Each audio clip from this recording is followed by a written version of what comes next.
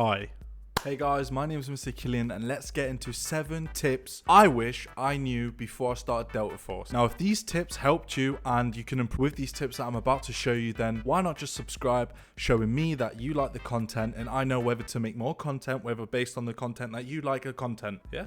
So once you're actually inside of the extraction, if you hold the reload button down, a wheel will pop up which allows you to change the type of ammo you're about to put into your weapon. Now this is very useful if you're killing bots or if you're killing players. Obviously if you're killing players, you can quickly hold the reload button and swap out to the best ammo that you've got. So let's move on to tip number 2. If you find yourself just being wiped by a squad, you're going back into the stash area, you find I've got no weapon, I've got no ammo, I've got no money, what am I supposed to do? There's actually gear sets inside of deltaforce which you can pick. Now you've got difference between the recruit, standard and elite. Those are the 3 different types of gear sets that you can use. Now as you can see, there's 3 different types of variants you can pick between firepower, survival and balance.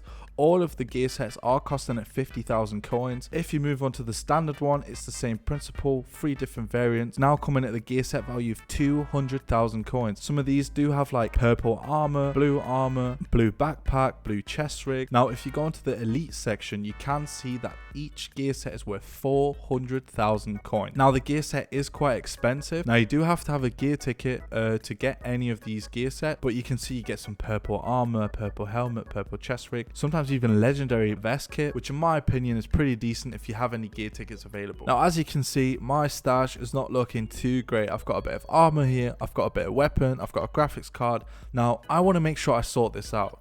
If I press sort stash, yeah, okay, something happens. But if you really want to sort it, you go to settings, make sure you're on game, and then if you look down here, it says stash item sorting order. If you press this arrow right down here, you can see you've got gear, firearm, collectibles, and etc.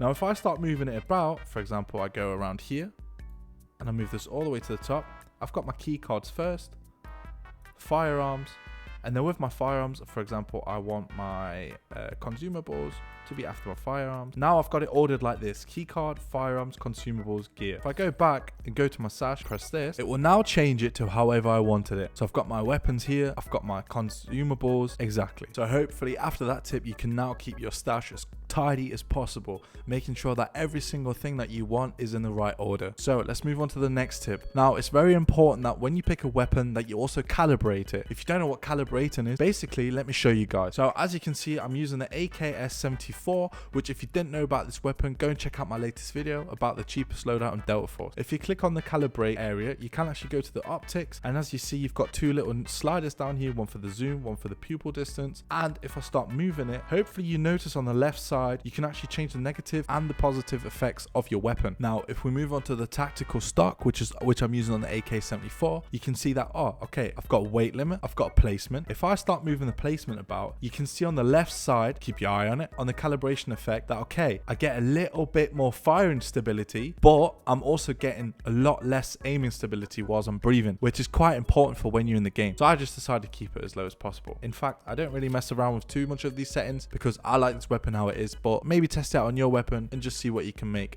So guys, let's move on to the next tip. Now this is an audio booster tip, and for me it's helped me out a lot more in my gameplay. So what you want to do is you want to go to settings, game, audio, go to master audio, and then you can see here the 3rd setting, HRTF. Now you're asking yourself, Kilian, what is HRTF? HRTF is a 360 surround sound setting. So obviously, just before I say anything further, you need to make sure that the headset that you're using is right for this setting. It doesn't work with all of them, but luckily for me, it works with mine. So you want to make sure you've got this on. My best opinion would be you try 5 games with it on, you try 5 games with it off, and you just see what works for you. Basically what this is a 360 surround sound booster. So if someone's coming from your back left, you'll be able to hear it a little bit more than you would if you had this setting off.